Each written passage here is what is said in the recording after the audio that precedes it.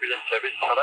Hello, ambulance. I'm walking along Gowan Avenue. It looks like there's somebody collapsed. She's collapsed in the door. There's a lot of blood. I just need to find out if she's breathing. Is the lady's chest going up and down?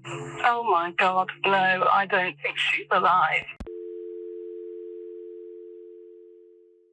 On the 26th of April 1999, one of the most shocking, calculated and high-profile crimes to ever hit the UK took place. This was the cold-blooded assassination in raw daylight of one of the country's biggest TV personalities. Jill Dando was not just a news reporter. She was a fiancée, a daughter, a little sister, a woman who had worked her way through the ranks to the top of her field, and in many's opinion had done so in very credible fashion. Which really does ask the question of why did this fatal attack happen? And more importantly, a question that is still asked until this very day, and that is, who killed Jill Dando? I get worried about some of the things you see on Crimewatch.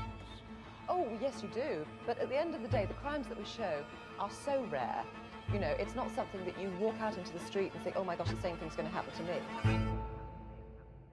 So we were both kids when this case happened. Yeah. Do you actually actively remember it? Yeah, I think I was 7 at the time. And I think at this point, I hadn't really watched a lot of news coverage. And I remember my parents talking about it, but I didn't really know who she was or what had happened. So my knowledge at the time was very limited, I would say. So my one's a bit weird. Like, I've got a bit of a sketchy memory of it. I don't remember it happening. I'd have been 5 at the time. I don't remember it happening. But then at the same time, I always knew the name Jill Dando. I always knew the name Jill Dando. So it was only when I got to, like, I don't know, 13, 14, and you had access to computers, stuff like that, when I really started getting obsessed with, like, true crime cases.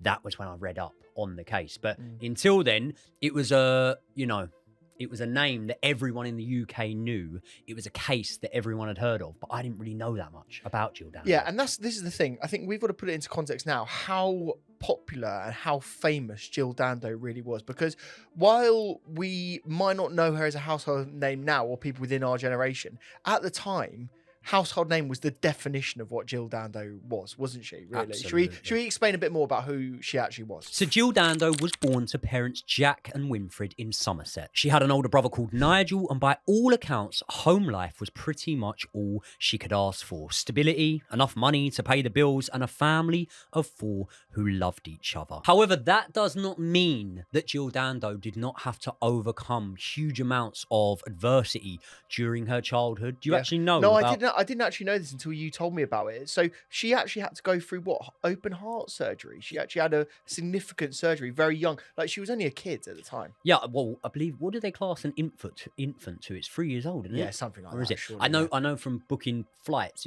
it's at 3 years old that you start paying, or maybe at 2 years old. She had this at 3 years old, open heart surgery. And look, it would have been an experience that would have massively built Jill's character, even if it was subconsciously doing it, and it was so young.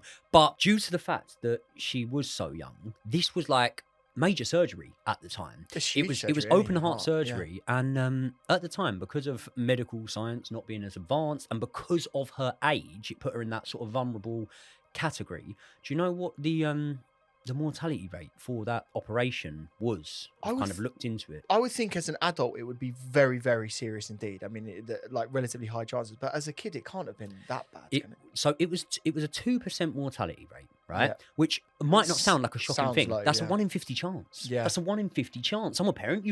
It must have been a really, really hard experience for the family to go to. But I think as life progressed for Jill, you could definitely tell that this was one of many experiences that had gone on to mould her and shape her into the person that she was. And that was a well-behaved, driven and popular young woman. And it was during school that Jill started to display her early passion for journalism. So yeah, her dad was a journalist in his own right. He worked at a local newspaper, which was called the Western Mercury. And he was basically the person that sort of collates the newspaper together and actually sort of connects all the articles and actually sort of, I suppose, makes the actual newspaper itself. Do you remember, like back in the day, you wouldn't have had computers. Like they actually had to do this manually. Do you know that they actually had to sort of connect it together? Why are you laughing?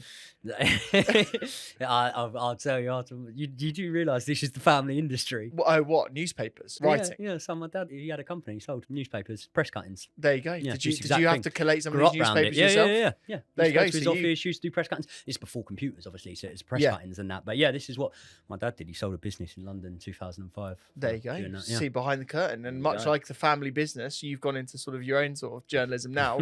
Jill Dando did the same thing. So she followed in her father's footsteps. She followed also in her brother's footsteps because they all worked at this same business together. And this was the first sort of port of call where she started her career. What was clear was that Jill had a talent for this journalism thing, and that she was very personable, very well liked. And what was clear is that she wasn't destined to be behind the camera and behind the pen in this instance of writing these articles, and that she was destined to be a voice first of all. So she actually got a gig for BBC Radio, and that was in BBC Radio Devon. And again, she was so successful on this, her career actually started to move very, very quickly, didn't it? I think from Rapidly, that I point would say. on, she got her first break in television. Yeah, and this was a job on local BBC. So it's definitely something that if you lived in that small sort of area, then you might know Jill Dando. But she wasn't mainstream by any stretch of the imagination by then. And that would actually all change at a certain point during this sort of work doing the local news jobs. But that change happened at the exact same time as a real sort of crossing roads dilemma type moment in Jill's life, because her mother Winfred was actually diagnosed with leukemia in 1984, and therefore Jill's professional career and ambition somewhat conflicted with her personal life. So Jill actually stayed at home, didn't she? I think she was having other business opportunities, but because she was caring for her mum, which you have ultimate respect for, and it must have been such a horrible time for her at this moment, she decided to stay in the local area and actually look after her, didn't she? She did, yeah. And until her mum tragically passed away way too young at the age of 57. And Winfred's wishes for both Jill and Nigel was that they would continue to push on with their ambitions. The family, and I mean, the parents were massively, massively proud of their children, as you would be. I mean, you're proud of your kid, whatever they'll do, yeah? But if your kid does what you did, do you know what I mean? In terms of the dad, that industry, you're even more proud of them, because it is like that, following in your parents' footsteps and stuff like that. And therefore, Jill would only stay around really a couple of years to just let things settle down, make sure everyone was all right, as you will after such a heavy loss and a grievance in the family. But after that, she did honour her mum's wishes. She was offered a job in London, a way bigger job by the BBC. And she eventually flew the nest, came to London, and took that job. Yeah, so it was 1988 that she made that big, fateful trip to London. And she actually ended up, well, she started to present the BBC 6 o'clock news, which at the time was absolutely massive. I mean, this is pre-internet. So again, people are coming home from work. The first thing they do is sort of turn on the TV and they get the latest news. Like you might not have time in the morning to watch the morning news, but you definitely would come in and sort of check the news in the evening.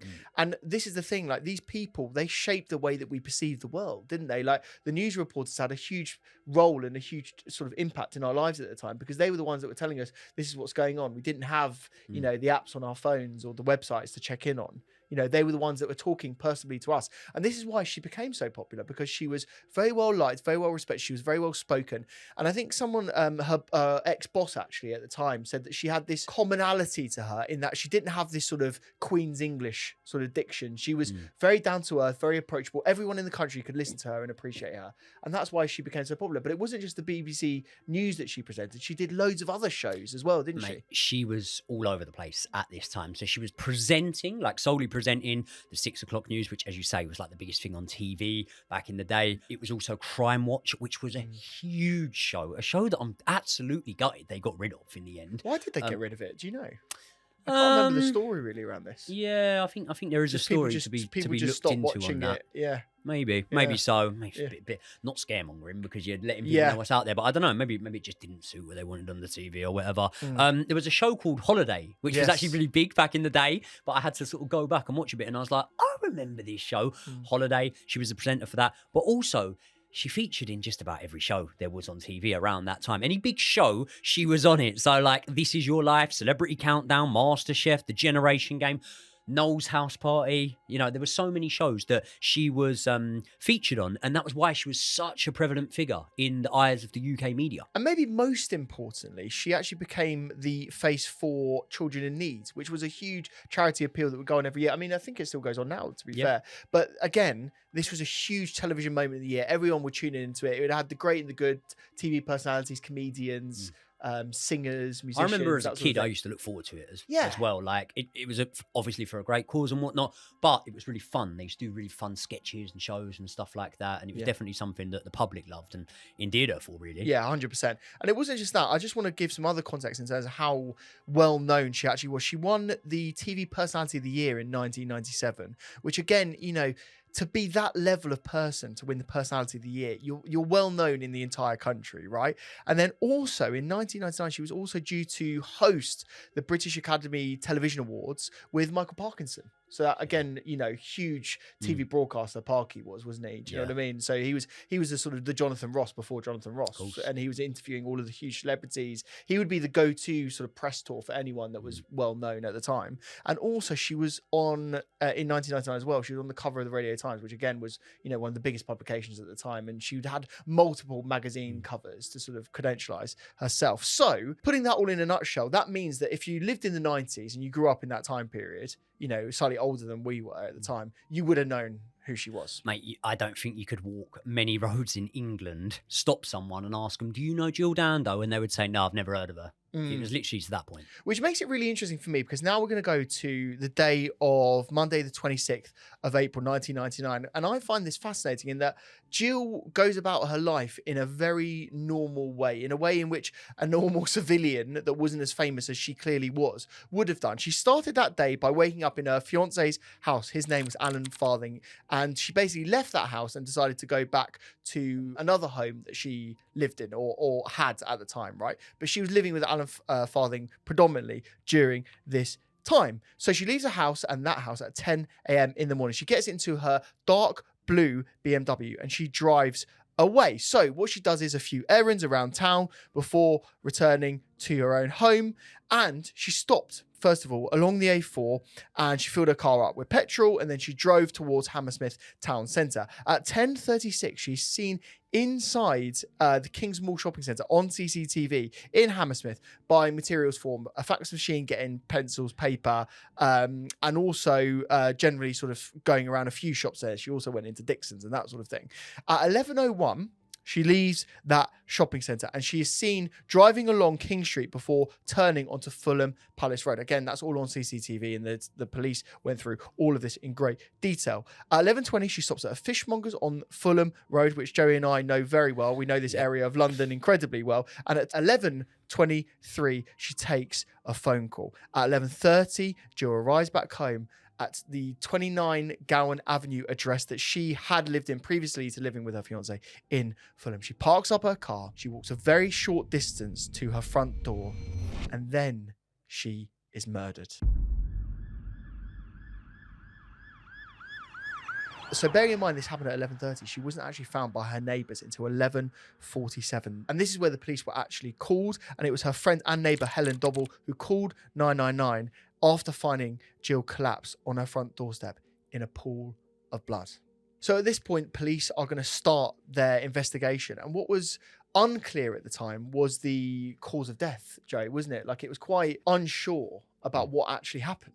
Well, it was actually on the same day that obviously all of the news outlets started to report on it. And one thing that really hit me when I was researching this case and I was watching multiple witnesses' statements and, you know, their thoughts around the time was the fact that everyone in the BBC sort of news office that day, including the newsreader, were people that worked with Jill Dando on a day in, day out basis. Like, imagine having to announce something like that on the news with the amount of shock that led to it. Like it would have been Well, like imagine close to just hard having- to even do. Yeah, imagine just having to talk about it. There's several interviews with people that were very, very close to Jill at the BBC and various programs that she worked on, just saying, I had a duty to cover this story, even though I was incredibly emotional and distraught and I didn't quite know what to do. So, you know, creds to them for having the sort of professionalism to do it. But I have to say, I don't know how they did, to be fair. And speaking of professionalism, maybe a little bit of premature journalism there, because actually, do you know what the headline was that broke, that was reported on the news? Yeah. On the news, and obviously by the time the newspapers had been printed, this had actually been corrected. But that was that Jill Dando had actually been stabbed to death. Well, this is the thing. I think in London at the time, you know, gun crime, while it happened, was incredibly rare. And so I think a lot of people did just jump to conclusions, bearing in mind they wouldn't have seen like direct access to the crime scene. And so they probably would have seen pool of blood, Jill Dando. It might have been a stabbing. Yeah. And that's a more likely outcome than a shooting. Although it was obviously quickly corrected, and the fact was that Jill Dando had been shot in the head from behind on her front doorstep. Now, a bullet was found at the scene, but no perpetrator or no weapon was recovered. And the actual official reason why the police felt that this was an act of knife violence was due to the lack of a gunshot sound. Multiple witnesses reported hearing what sounded like a woman's scream, but no one reported hearing a gunshot. And this actually gave the police, I would say, enough information to go on that a silencer had probably been used. And this would actually shape the way they investigated this case, because in the UK, which, you know, guns are banned in, to just accessory have, and you can't, you know, take them out on the street and whatnot. If guns are banned, it's even rarer to find yourself a silencer, which basically means that you're looking at something that is carried out quite professionally, in my opinion. Yeah, it does seem like that. And also, like, we've heard various different articles and podcasts and documentaries about this case. They really do go on about the silencer because it is incredibly difficult to get, so much so that the military don't really use silencers that often, even in, you know, in combat. So this was a significant piece of kit for sure. Yeah, the work, in my opinion, of a professional. But despite the police now having an idea of the person that they were looking for, the police had no idea really what to look for. No, they didn't. And I think what was clear at this point is that there was a very high level of press and awareness around this case. And therefore, police were under immense pressure to not only get answers, but to get answers incredibly quickly. This meant that DCI Hamish Campbell actually started to lead the investigation, which was codenamed Operation Oxborough. And it was actually the biggest investigation in British history since the Jack the Ripper case. So, like, you can imagine the amount of police force that were involved, all of the detectives and all of the criminologists that were involved in trying to solve this. And therefore, the scene was forensically searched and shut down as quickly as it possibly could. But what is key to say at this point is you can imagine how famous this woman was. This was a huge crime scene. Lots of people in the surrounding area knew who Jill Dando was. And so not only were neighbours in and around this and trying to help Jill when they initially found her, but also paramedics were working on her to try and keep her alive. And so this crime scene itself was very chaotic, and actually forensic evidence was actually very difficult to find as a result of that. What was clear was that Jill had been shot with a single shot in the head. It was fired from a 9mm semi-automatic, smaller caliber pistol, and that the weapon had been directly pressed against Jill Dando's head, and that she'd also had bruising on her arm as well. Now, what you might be thinking, and again, we talked about this earlier on, is that the gunshot would be clearly heard, even with a silencer. And I want to make this really clear now. I've heard a gun being shot with a silencer on it, right? You might think, and in movies they often hear, you hear this sort of weird noise. Yeah, this is the thing. And actually, I watched a video on that recently. That comes from like something that's not even related to guns. Like that's like a sound effect that was made in the movies, right? It's nothing to even do that. A silenced gun makes a huge amount of noise. Did I shoot a silencer? Don't think you did. Okay. I don't think one was fitted because we're talking. We went to Vegas and we went on a range, yeah. but the noise. I mean, unsilenced guns are huge, right? So this was a part of the case that I found really weird, to be honest with you, because even with the silenced gun, you would hear something, but as you say, the neighbours didn't hear anything. They actually spoke to a guy called Richard Hughes, which was her direct neighbour, and he said he did hear a scream, but he didn't hear any gunshots or anything from that. So Richard runs towards his window, looks out, and he sees a man very quickly walking away from the crime scene, not running, by the way, very clear to say that. And he was able to sort of describe him. He said he was 6 foot. He said he was around 40 years old. But what we learned to find in the initial investigation is that people couldn't identify this person in any more detail than that. They didn't really see a face. He couldn't really say what the guy was wearing. And so, again, that there wasn't like a big groundswell of leads straight away into this case. And so what the police started doing was searching the surrounding area, looking around Gowan Avenue. They were going through skips. They were looking through people's front porches. They were looking through bins to find any evidence to go on at all, but they couldn't. Now, what someone did see is they saw a man, very sweaty, running towards a bus stop on Fulham Palace Road, which is a very close road to the local area. So again, that was something and a suspect that they wanted to look into. And we'll go into particular suspects in a second, but that was a lead that they were looking at. Now, they also looked at a lead, which was a blue Range Rover, which was captured on CCTV around the time. It was seen speeding off as Going through red lights. Going through red lights. The actions of a driver who was looking at getting away from something. To get away. So they spent a lot of time, months actually, of an investigation trying to track down this blue Range Rover. You can imagine trying to find a blue Range Rover in London. There'll be thousands of them. I mean, mate, trying to track even them now down. with modern day technology, it'd be difficult. Yeah, exactly. So they spent so much time, and basically that was another dead end. So complete waste of time for the police. So on May 14th, 1999, an initial reward was sent out, and basically it was given by a member of the public, wasn't it? Do you actually know who it was given by? It was an anonymous businessman, right? But that anonymous businessman is no longer anonymous, so I will name him. It was a man named Lord Michael Ashcroft. Now, he funded Crime Stoppers, right? Yes. Crime Stoppers are... Do you remember Crimewatch, yeah? Yes, You remember I when do. you used to watch Crimewatch, right? And they'd go, we go to the phone lines. The phone blah, blah. lines. The phone lines were run by Crime Stoppers. And that was a separate company. Yes. Yeah, it was a separate company, but a company that worked with Crimewatch. I think it would have been beneficial for Crimewatch, Crime Stoppers, and whatnot. So you know, it was a relationship professionally that helped both companies. So he put the reward up, and once he did put that 50 grand reward up, it really, really started to spiral. It got to the point where a couple of the national newspapers had put money towards it as well, and by the time it reached its sort of maximum, that reward pot, it was at £250,000, right? Now that's just at the turn of the millennium, right? Yeah. Now, in the current day, that's well over $500,000. Yeah. It's a lot of money. And obviously, with a big reward, there is often the unfortunate consequence that people are not necessarily going to make things up, but maybe they're looking at things that they're imagining because they're imagining getting that reward money and whatnot. And the phone lines were completely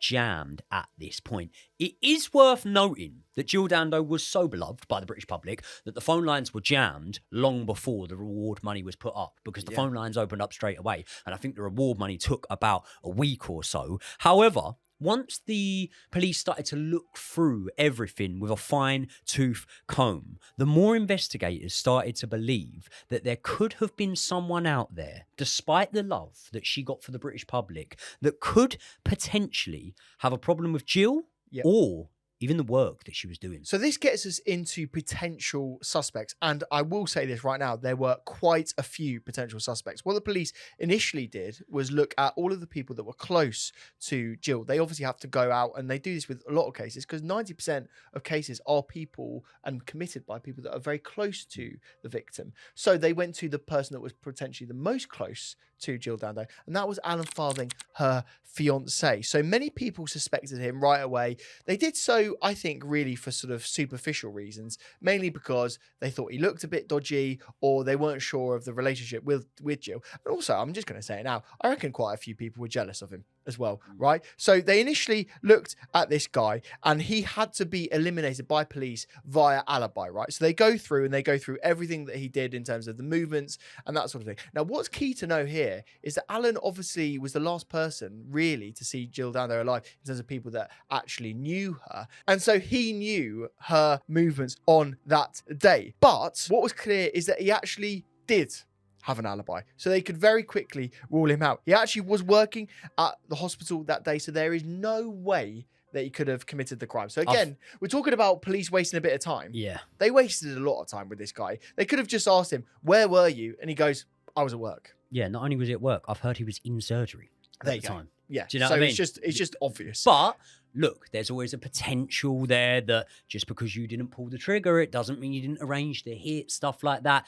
It's very, very understandable that police look into the fiance straight away. So I do understand that. However, he had nothing to gain from her murder. There They was were no engaged. motive. They were engaged. They weren't married. There was no financial incentive for him. They were clearly very happy together. The fella had no criminal record. And not that it's like an indication of guilt or not, but I usually do think that the closest people to that person do sometimes know. I know we've seen cases where horrible people have had the wool pulled over families' eyes and stuff like that, but there was never even a speckle of suspicion on Alan from the family or friends, was there? No. And look, I think when researching this case, I very quickly just sort of went, there was nothing really to this. And actually, after this, obviously, we get to court cases and we get to funerals and that sort of thing. His reaction at the court cases and the funeral, you could tell he was a completely innocent man that loved his partner. And I mean, I felt so sorry for him. In the in the interviews when I think he went on This Morning and a few other TV shows like that, obviously not in the immediate aftermath, but around a year after, even then you could still tell he was a man in mourning. Yeah, it's gutting. It's absolutely gutting. So let's move on to the next suspect, which was Bob Wheaton. This guy was an ex-lover of Jill Dando. They knew each other for a very long time. In fact, they were in a sort of, I suppose, a relationship for 7 years, weren't they? It was a significant amount of time. Now, this actually does have a lot more credibility and a lot more sort of suspicion than I would say the fiance does. So Bob Wheaton is a suspect that they did seriously look at, didn't they? Yeah, and this was because of a gifted amount of money they found on bank transfers and transactions when they were looking.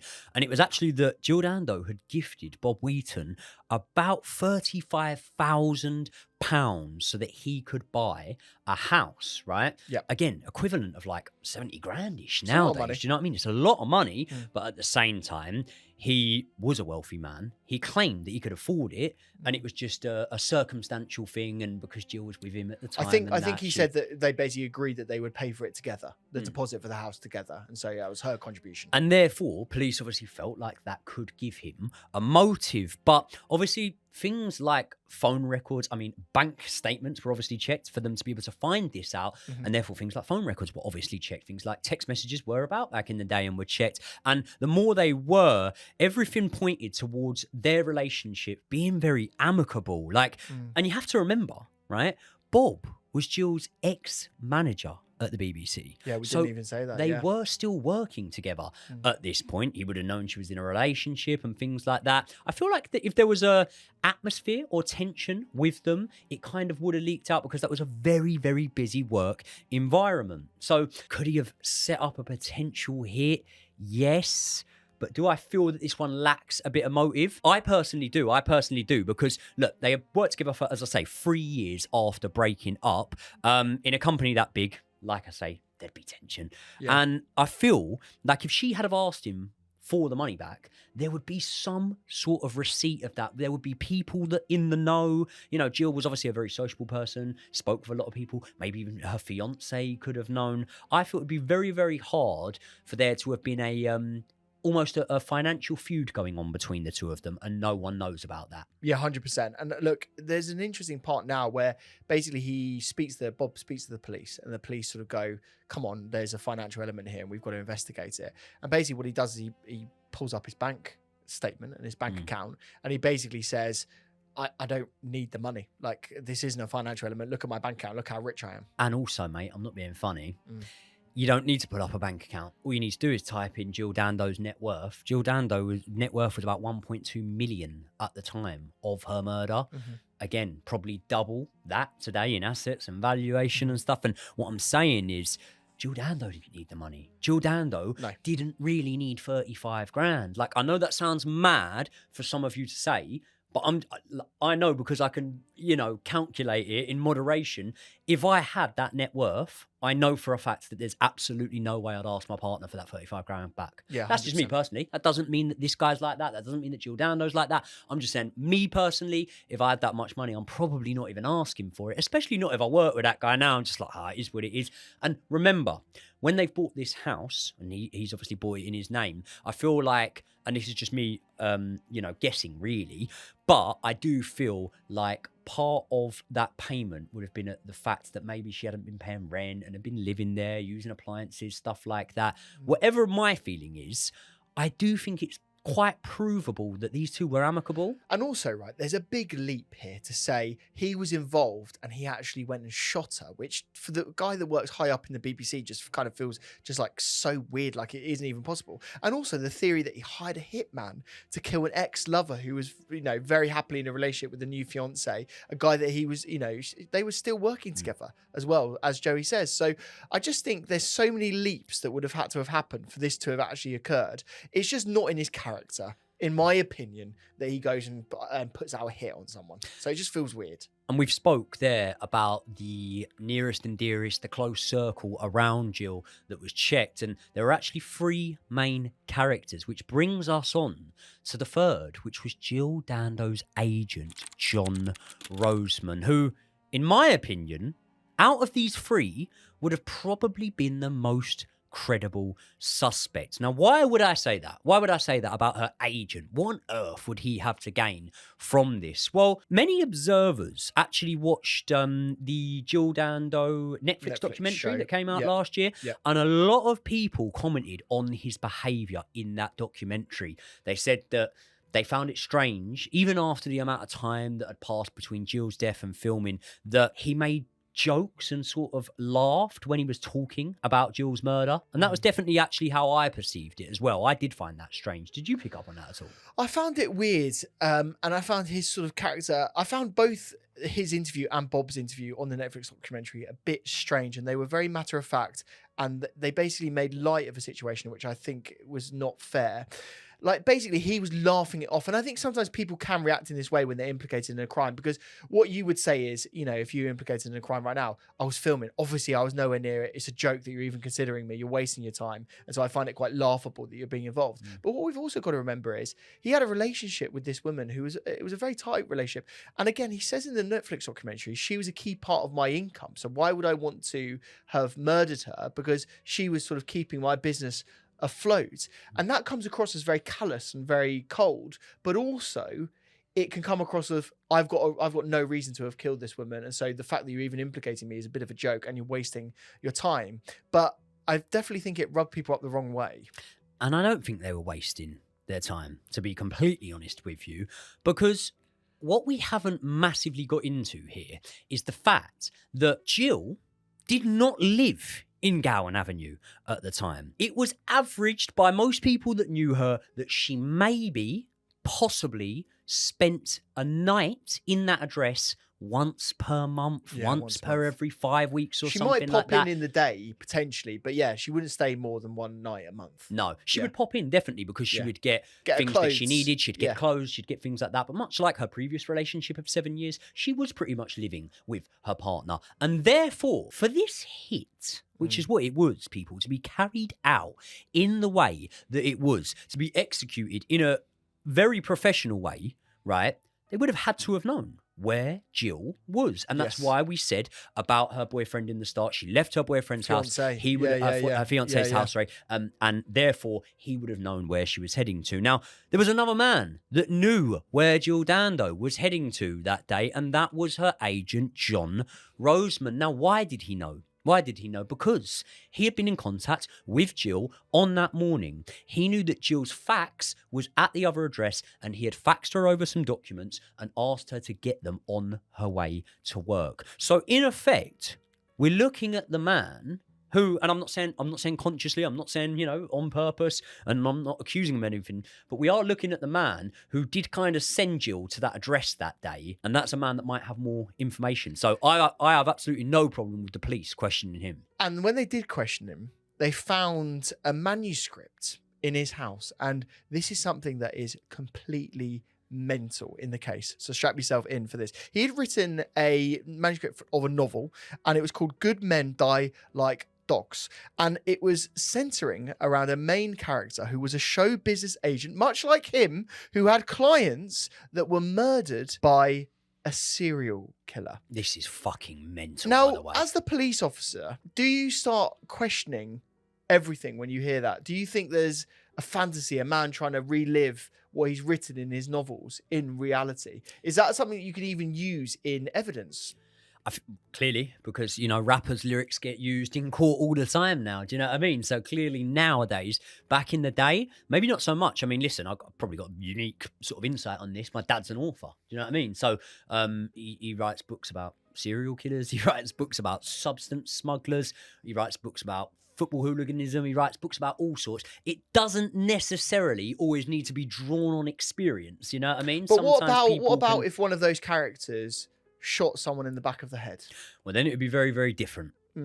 Sunday lunch would be different at the household then. I don't think I'd be as trusting. So I do definitely think that really contextualizes it, because when you then go and look at the events that took place after, how can you not look at this man suspiciously? And by the way, right, can we just acknowledge that even if you don't suspect him, you have to acknowledge the fact that this is probably one of the biggest coincidences that could happen in a true crime case. It really is. And this is why the police did take it seriously, and they started going into what the motive might have potentially been for him to have murdered Jill. That's how seriously they were taking this. And then when they looked at that motive, what was clear is that there wasn't necessarily one there. As we said, there was a huge financial connection with them, so much so that it was a significant revenue stream in his business.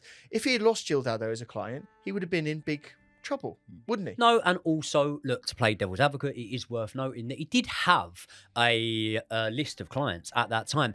It's hard for me to remember, because I was too young, how in the limelight these clients were. But one of them was Carol Vorderman, who's obviously a very well-known household name in the UK. So it's not like his business would have gone completely down the pan. It would have been a massive hit for him. But after all of these avenues are very quickly investigated and ruled out, police start to sort of widen the net when it comes to suspects, and this is where they start to take in tip-offs. They start to look at what names have been reported from the calls that have come in and things like this. And one man that was being spoken about was a man named Martin Gilbert. Right, before we get into Martin, though, I just want to say this video isn't sponsored, so we're sponsoring it ourselves. So if you aren't yet a subscriber of the channel, please do subscribe to the Joe and Josh podcast. We need all the help we can, because I know a lot of you guys watch the channel and aren't yet subscribed. So if you haven't hit that button, go and hit that button right now. And if you do also want to support us even more, you can become a member of Joey and Josh. That gets you videos up to 48 hours before anyone else, and also access to our members only live streams. It's a very easy click of a button, and it's less than the price of a coffee. Now, let me tell you a little bit more about Martin Gilbert. So this was a man that was actually brought to police attention only after he left England, right? Wasn't it? Yeah, he actually did leave England 2 weeks after Jill's death. Now, the strange thing about it is he had moved from England to Australia, but to be more specific, he had moved from Fulham to Australia. Now, the fact that he lived in Fulham probably means that he would have known that Jill Dando at least lived in the area. I mean, maybe I'm just nosy, but if someone well-known, if someone famous lives in your area, I'm not saying you know their address or anything or their routine, but you normally know that that person does live in your area. But the main piece of evidence which actually prompted police to board a flight all the way across the world to Australia to sit down and interrogate this man were allegations made against him. They were anonymous, and basically they came in saying that this man had an obsession with Jill Dando.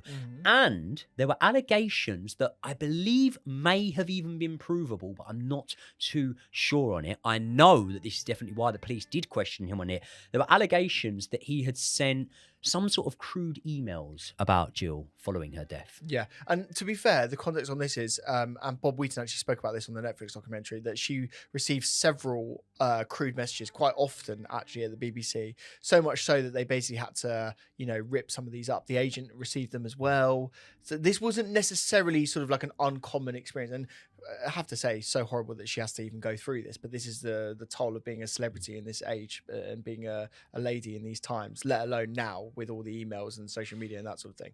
But yeah, they definitely would have had to have a look at him for sure. Yeah, detectives actually ruled him out pretty quickly. Did they?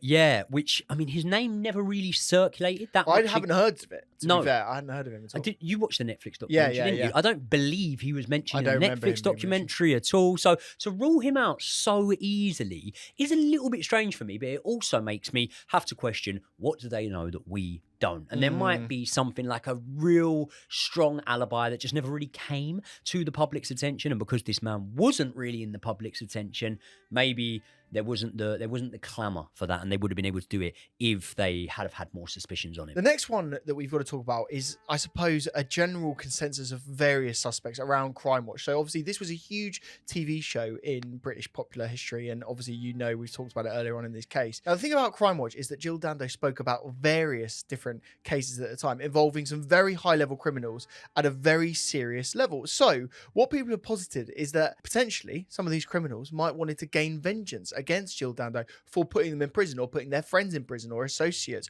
or from wanting to stop her from revealing potential criminal activity that were coming up on the show. As you can imagine, this got a lot of press and a lot of attention, and so people were seriously looking at this as a reasonable route of inquiry.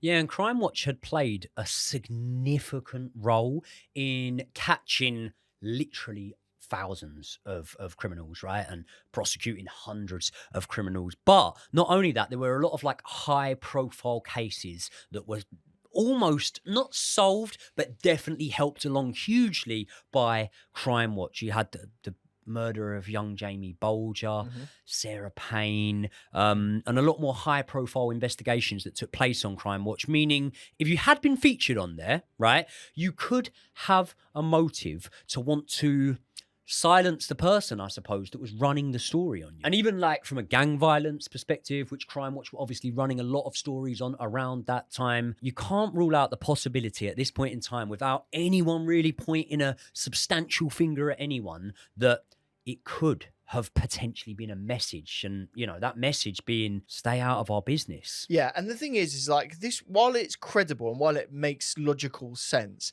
I think without ascertaining a particular crime or a particular case, it's very difficult, because what we're talking about really is a sort of a wide range of people that it could possibly be without any real evidence towards it. So the police obviously did look into this.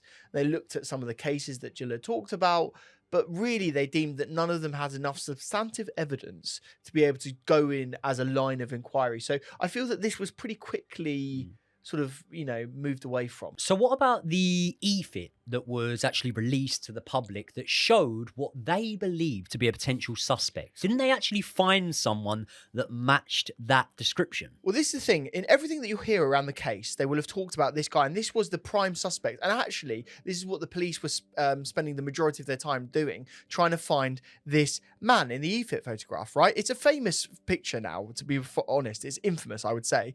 Now, what's interesting about this is someone actually handed themselves in. This man was called James Shackleton. He was a giant of a man. He actually worked as an undertaker, and he drove a hearse, which was a little bit strange. But he basically contacted the police, and he said, I look like the e-fit. I was in the general area of that. So, I mean, it could have been me. And in fact, I was actually running away from the crime scene at the time. Someone was chasing me. And so, yeah, like I could have totally been quite sweaty, and I was by that bus stop, and it could have totally been me. It looks just like me. Now, I don't know if you've seen the photograph, and we'll do a side-by-side comparison here. It does look like him a little bit, but I wouldn't say it was a direct resemblance. Doesn't look just to be honest like with you. him. And as well, remember the descriptions. Like, I'm not saying they didn't say like a large man. This man was like a giant, wasn't he? Yeah, Must he have been was about a- 6'7". Yeah, he by was the a big. looks of He was a things. big guy. It didn't fit the suspicions. Mate, he would at stick all. out like a sore thumb. He Like, would. You would be able to tell. The first thing you would say, "Oh, the giant bloke. He was Yeah. a giant." Yeah. That's how I'd describe. But what someone. about this then? What happens if I told you that this man had coffins just dotted around his house? You know, just building little coffins, kids, grown-up coffins. Well, Would that be normal to you? that wouldn't be normal to me. But obviously, that might be his job. You know what I mean? Yeah. So what about this one? What about the fact that he had some letters from the BBC in his house? What about that? BBC Yeah, the BBC had sent him some letters. saying what? Well, to be fair, it was never really explained. We don't really know what the contents of that letter is, and it could be something like a TV license, a bill. I don't know. It could have been something very innocuous. But the fact is that he did have a letter from the BBC, and that was a reasonable bit of evidence to connect him to the case. But the thing about James is that he was a bit of a fantasist. Obviously, he was dressing up in sort of, I suppose, sort of like Renaissance clothing, and then he styled himself as a bit of a gent. Did you know he was actually implicated in some other murder cases I didn't know as this, well? No. Well, he implicated himself because he tried to get connected to Sounds various about right. different murder cases. And again, he was found in this time by police in all those other cases to be no connection to it. He just wanted the attention. He wanted the fame. He wanted the press attention. He wanted to be a little bit well known. But He was didn't wanna obviously have to not do the well hard known in work his that own came with life. it. Exactly. And then he also did interviews with the BBC and various other media publications after, and sort of going, oh yeah, actually, there's no real reason for me to be involved. Like I'm gay. I'm not really got an infatuation with Jill Dando. She's not really my type. And he tried to make light of a situation that was very serious. But very clearly, he had nothing to do with the case. It was another time waster, wasting police attention. Yeah. And so they again ruled him out. That's what we massively have to say here. Wasting police time in probably some of the most critical sort of stages of this investigation. At the end of the day, regardless of what this fella says, in my opinion, he's a fantasist, mate. He's a bullshitter. He's a complete Made it up. bullshitter. I don't even believe that he was running that day. I don't believe any of that. to No, be it's honest all with you. rubbish. So But I tell you what, there was someone that wasn't a bullshitter, someone that they took very, very seriously, and potentially they should have taken a little bit more seriously, wasn't there, then in terms of the next suspect of this case? Yes, this moves us on to the Serbian hitman theory.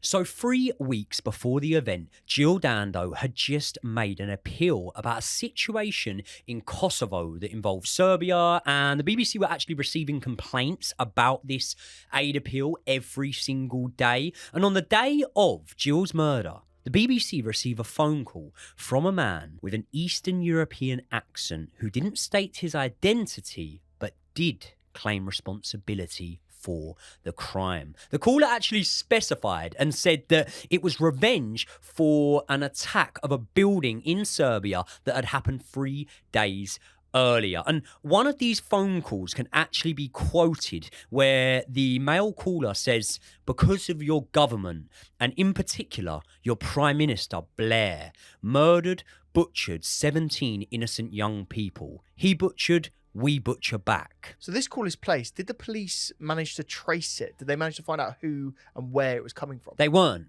able to trace the call. And once again, a little bit like the Crimewatch theory, maybe you could say, well, without a credible suspect, how can you really treat it as a credible line of inquiry? But I think the context and the events that took place around this potential theory gives it so much more weight. And I mean that because I think when you're reporting on wars, when you're reporting on anything political, even if you mean well and you don't mean to upset anyone, you can't avoid it, Josh. You're going to upset people, aren't you? You are. And I think what's clear is that this was a very politically sensitive conflict, and also a very politically sensitive issue at the time.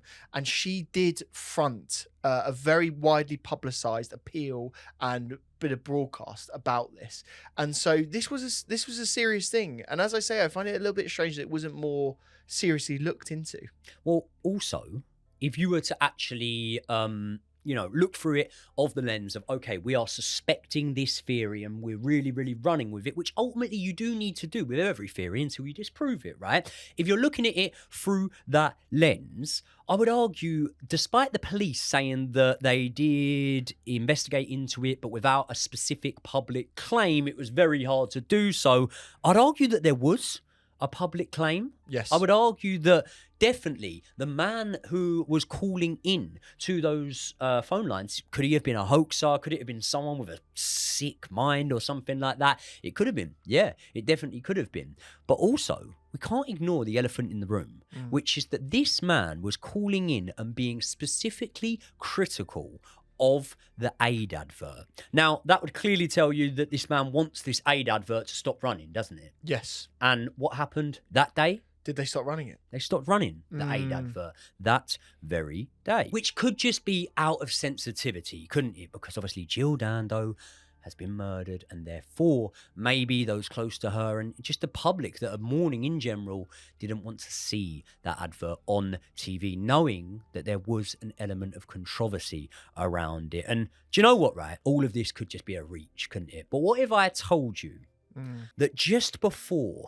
the murder of Jill Dando, there was a case that would give you real food for thought when you consider this theory? And that is the assassination of Slavko Kroviha, who was a Yugoslavian and Serbian journalist. He was actually the first independent journalist in Serbia, and he was said to have been openly critical of the country's powers that be. Now, Jill and Slavko's murders were almost identical. Both of them shot outside their front door. Professional execution style hits, with each victim shot in the head at close range. And the bullet casing found at the Dando crime scene reportedly showed signs of crimping, which were similar to markings on Yugoslavian ammunition. This attack took place 15 days before the murder of Jill Dando. Now, they have actually looked at particular suspects in terms of this line of inquiry, in terms of the hitman angle, and he's in prison right now, isn't he? But the police have questioned him, they've gone through all of the evidence, and they haven't actually been able to find anything that pins it on this man. And so really, this is another unfortunate dead end. To a point where really they're quite confident that he wasn't involved. Again, without knowing the background that they have that might not be public knowledge, it really is hard to say. But one suspect that very much became a huge part of this case and a part of the public's conscious mind in terms of who this man now was a man named Barry George, aka Barry Bulsara. So Barry was a local man to Jill Dando. In fact, he lived only 500 yards away from where she lived. And he had a history of police interactions, so much so that he actually impersonated a police officer. Did you know that, Joey? Yeah. And he actually also impersonated Gary Glitter, which... Sorry? Bit weird. Yeah, Gary Glitter. Why would you want to impersonate Gary Glitter? Just for context for anyone that doesn't know who Gary Glitter is, famous nonce. Yeah. Yeah, bit weird to impersonate him. Might have been one of these people that it happened before it all came out. Yeah, possibly so. Still a bit weird. He'd also served some jail time for sexual offences on 2 separate occasions. It's but getting it wasn't weirder. It's getting just weirder. that. He actually got arrested on the grounds of basically like the Queen's estate, where Prince Charles and Princess Diana were living at the time. And again, you know, might have stumbled across this place. No. Actually, he had a rope. He had a very, very large knife. And he had apparently a handwritten letter addressed to Prince Charles. Now, if this is fact, right, what do you assume from that? This isn't a loaded question. I'd actually be interested to know your opinion. So I would originally straight away go immediately arrested, taken into prison, thrown into a jail cell, throw away the key and never let him out. Fair play. Yeah. Yeah. What happened? But what actually happened is that the police interviewed him, talked to him about this, and basically said that he wasn't really a threat to society. And so they just let him go free. You know the handwritten letter to Prince Charles? You wouldn't give a letter to the one you're going to kill. No. Which might have given police even more incentivization to think, were you planning on trying to kill Princess Diana? And this is something that we've got to And- touch on very quickly here. There was so many comparisons that people used to make Yeah. between Jill Dando and Princess Diana, weren't there? Look, if you put them side by side again, they even look relatively similar. I wouldn't say they look identical. They look similar in terms of haircut as well. It was this was a haircut that was kind of, I don't know if it was brought in by these two, but it was definitely popularized by these two for sure. And I mean, Jill was directed to look like this and directed to dress a certain way, and she did it. And again, they do look really similar. So there is a definite connection between Diana and Jill Dando, and so there is a reasonable connection to say this might be a very strange element of the case. But it wasn't just that; it was also nicked for various other things as well. So for domestic assault, for stalking, and even facing R-word charges as well. So this guy is not a good man. He's a man that you would definitely want to keep an eye on, and definitely probably should have been in jail already. Let's be honest. And when the police lines initially opened, this man's name was brought up multiple times. So police start surveilling him, and what they witness is pretty disturbing in terms of his day-to-day routine. He was an all-out stalker, basically, mate. He didn't have a walking job, the did he? streets. Yeah. He was stopping women. Yeah. Like there was one day, unless he was wearing the same clothing, I saw it in the actual surveillance footage. He must have stopped about 15 women in the street.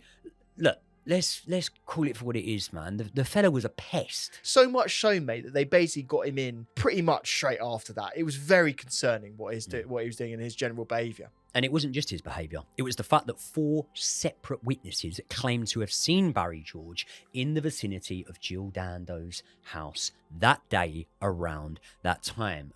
When the police go to raid his house, why don't you tell me about some of the context They that found super strange stuff. So again, they go into this house and it's a very shocking scene. His flat is a complete mess. There's magazines everywhere. There's rubbish on the floor. I think they even said there was literal poo on the floor as well. So, pretty horrendous sort of state of affairs. You can imagine ants running around, bugs, maggots, that sort of thing. But they also found even more sinister stuff other than that. There was a gun holster found, an empty gun holster, I would say, with as I say, empty, but it would have fit the relevant pistol that was the potential murder weapon in the Jill Dando case. Not only did they find that, they also found several sort of gun-related magazines, various other paraphernalia about weapon ownership, but also they found a single photo of a man in a balaclava holding a gun in the air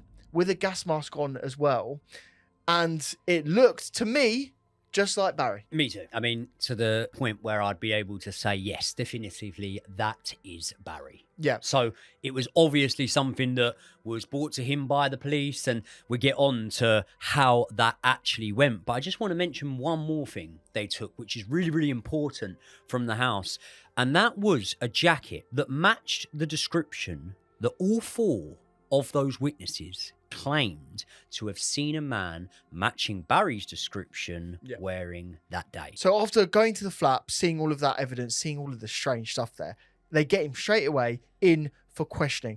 And you might expect, Joey, him to be quite silent and be quite worried because it's a serious thing, but he sings like a canary, doesn't he? This interrogation was fascinating for me. And when I watched it back, I couldn't believe how much my perception would change from the start of the interrogation until the end of the interrogation. Because Barry George starts off telling the police everything they need to know. I actually have no doubt that if he had a solicitor or a brief, they would have said to him, look, go no comment, no comment. We don't do anything now. We get all of our ducks in order and then we assemble a story. But that's literally not what he was doing. He was answering all of their questions. But it all started to turn for me around the time that he said to them, I didn't even know who Jill Dando was. She could have walked past me in the street and I wouldn't have even known who she was. The problem with this is they had found press cuttings of Jill Dando in Barry George's house, hadn't they? Yeah, I suppose it's the big giveaway, isn't it? Because they found press cuttings, they found various different magazines, they found 4 copies of the Jill Dando memorial issue in the BBC's in-house magazine as well. So he was collecting stuff even after the murder as well. And they found various different articles about Jill Dando's life, career, photographs of her, photographs from the magazines. So the fact that he says he doesn't know who she is, complete rubbish. And also, when that picture is presented to him, that's clearly him in the balaclava with the firearms in his hand, what does he say? He denies that it's him. He also denies completely that he's got anything to do with gun ownership or any interest in guns as well. So what is clear at this point is that Barry George is a liar, and that doesn't go down very well with the police, does it? No, it doesn't at all. And after looking into Barry George, the police finally felt that on the 29th of May 2000, they finally had enough on him. And that is when Barry George is charged with the murder of Jill Dando. So the trial of Barry George started on the 23rd of April 2001, and George had pleaded not guilty for the murder. The trial lasted about 6 weeks, and the prosecution that was led by Orlando Powell QC relied on 4 main categories of evidence about this man and why he was the killer. Obviously, they say that there were witness sightings and people saw him in the area wearing that coat that Joey very clearly described early on. And again, they also went to the alleged lies. They went through all of the different things that George had said in the police interviews and all of the inconsistencies in his story. And the fact that he again said that he wasn't anywhere near the area, but he had been identified several times as being there. It just didn't add up. Again, he also attempted, again, I don't know if you know this, Joey, he attempted to fabricate an alibi. He went to various locations on the day of the murder and was very suspicious at those locations, sort of going and returning back to them afterwards and sort of going, do you remember seeing me here earlier? Do you remember what I was wearing? And that just didn't fit right in terms of like the circumstantial evidence. Again, this is not clear evidence, but it's something that just doesn't quite add up and doesn't quite feel right. But the key bit of evidence that they used was a firearm residue. What they found is that in one of the pockets of George's jacket, that there was a very small particle, and we're talking literally almost like an atom level of particle. A minute amount, you you would imagine, but an amount in there nevertheless, which does link him to the crime, some could say. Yes, and the defense keep going on and on about potential other victim, the Serbian connection that we've talked about. They say that the firearm residue was not conclusive in any way, and they also say that George himself didn't have the capacity to commit murder. He wasn't sort of mentally and physically capable to do it, even though he had the previous record of crimes and sexual assault and that sort of thing. So, after quite a lot of deliberation and after the 6 weeks trial, the jury come back with their verdict in just 32 hours, which meant that on the 2nd of July 2001, Barry George was found guilty of the murder with a majority verdict of 10-1.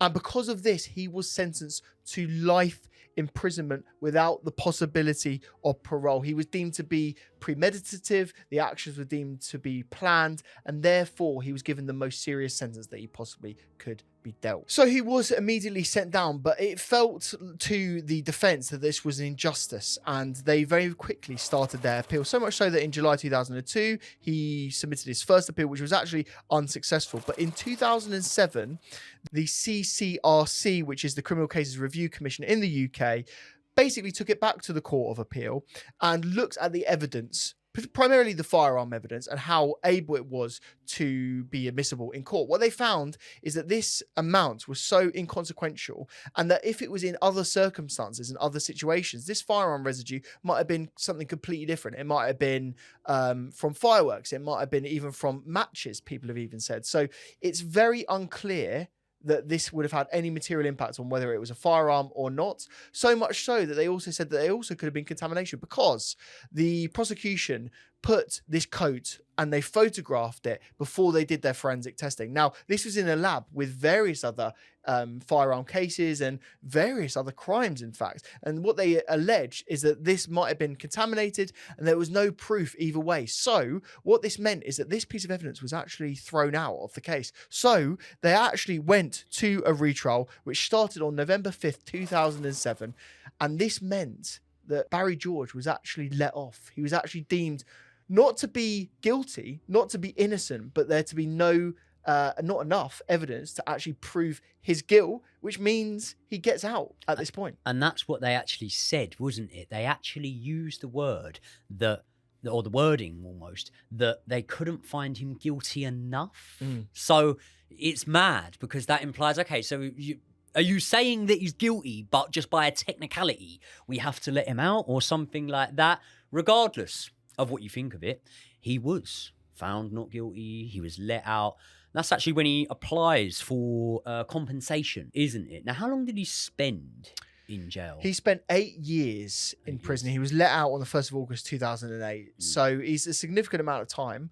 And again, I personally would feel that compensation was reasonable and a reasonable ask, bearing in mind they took away 8 years of his life and there was no evidence to really convict him beyond circumstantial evidence. I don't feel that any compensation was deserved because Barry George had been sent to prison twice, for you-know-what offences, right? He was clearly a man that targeted women. He was a dangerous man, in my opinion. He was a stalker, in my opinion. And in my opinion, whether or not Barry George committed this crime, right, I think Barry George was a ticking time bomb. I'm sorry, people. I'm going to say it now. I think he was. I think this man clearly had shown from his criminal record in the past what he was capable of. And I don't think his behaviours had changed. I don't think his desires had changed. And no matter what suit he puts on now and what he says now, I think Barry George was a threat to society, regardless of whether or not he did the murder for Jill Dando. This is the thing. Does that make it fair? Yeah. No, it doesn't make it fair. So I'd agree with you. Yes, it was unfair. But at the same time,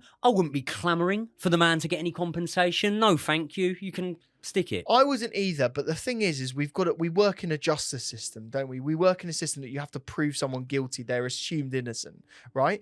And this guy is obviously a bad guy. I think he's a horrendous guy, and I agree he should have been spending more time in prison than he actually did. 2 attacks on women, Josh. 2 attacks on women. Less than 2 years served in prison for that. Yeah, it's a joke. But the thing is I'm sorry to say, at this point, there's no real evidence to convict him of this crime or even associate him to it.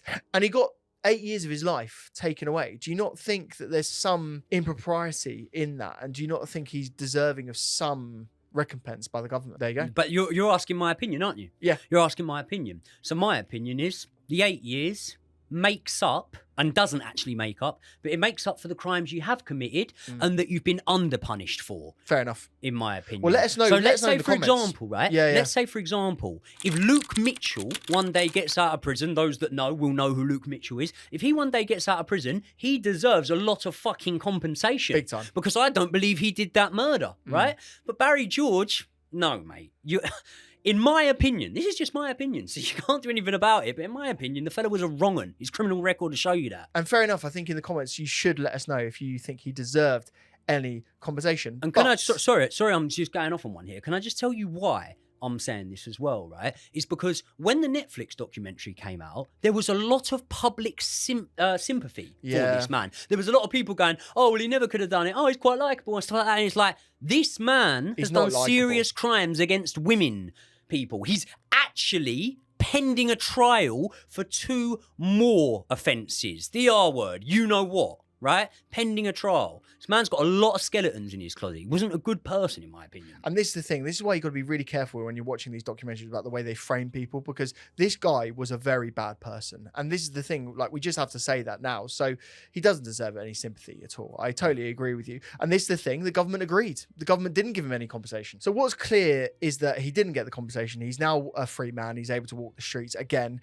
And he's actually gone to live in Ireland, apparently, based on the Netflix documentary. So he's out of the country, which is good for everyone, I think, especially all the women that were affected by his crimes. But what that meant is that there was a dead end in this investigation, and the police now have to go and try and find out what actually happened next. They tried to assert that they still believe that Barry George was the man that was implicated in this and was the potential murder, but they have a duty now to look at other lines of inquiry and trying to find out what actually happened. So what is actually going on now in terms of this case?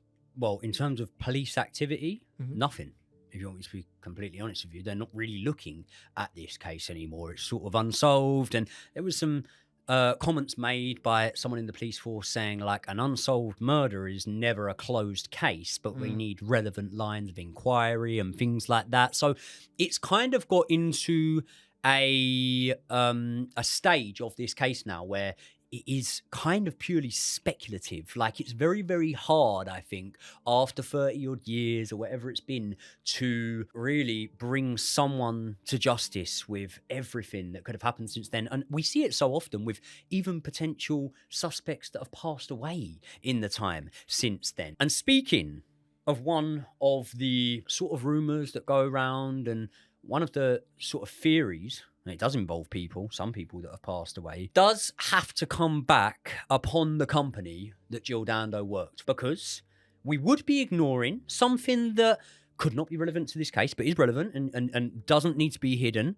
that the BBC were actively employing a nonce throughout the time that Jill Dando was working there, and we all know that that man is Jimmy Savile. And what we all know is that Jimmy Savile's ring was a lot deeper than just the man himself. Many people have since theorised that due to the fact that she worked for the BBC, there's a potential that Jill Dando was very, very close to uncovering some sort of ring or something like that. And again, this could be a motive to silence Jill Dando. And as much as I don't necessarily think that without evidence we can put all of that weight to this argument, I also think that in a case like this, you'd just be foolish to dismiss anything too quickly. This is the thing. And also, I think someone that powerful and that rich would have means to hire a hitman. You know, so there's definitely that sort of angle on it, that he would have the means to be able to do it. So I think people are within their right mind to suspect him as being involved. Can I tell you one thing though? Right? For it to have been something to do with uncovering some sort of nonce ring, yeah, there'll be people out there, not directly the killer or who maybe hired a killer, who will know about that. Yeah. Because let's say, for example, it did involve Jimmy Savile, and I know we're like hypothetically scenario in here, but let's say it did involve Jimmy Savile, right? Yeah. Listen, someone's got to have told him. And how's that person told him? Because we've got no record of Jill actually doing that. So what it would have more been a case of is going to another BBC colleague, informing them what's been going on. And therefore, I think that someone else would be in the know with that one. And I think that a lot of cases it doesn't, but a lot of the time, those sort of secrets do come out over time. So I don't think it's the most weighted theory at all, but I wouldn't be as quick to dismiss it as everyone else. Yeah, and this is the thing. I think that's one theory that we have to discuss. There's another theory that isn't going away, and it is the Serbian hitman theory, which people still believe to be part of this. Obviously, we've identified that there's a potential prisoner that's still out there and is a key suspect. There is a lot of evidence about this man. He was a professional hitman. He was someone that did these crimes. In fact, that's why he's in jail right now. Obviously, there's things about the gun, the silencer, the way that it was actually, you know, the gun was directly onto her head. It feels like a very professional job to me. It doesn't feel like a random hate crime or something that isn't part of organized crime. And there was a lot of evidence about this man in connection to this case as well, which I'll just very quickly tell you about. There was a facial comparison expert that said that this man, this potential suspect, was very closely matched to the man that was seen running away.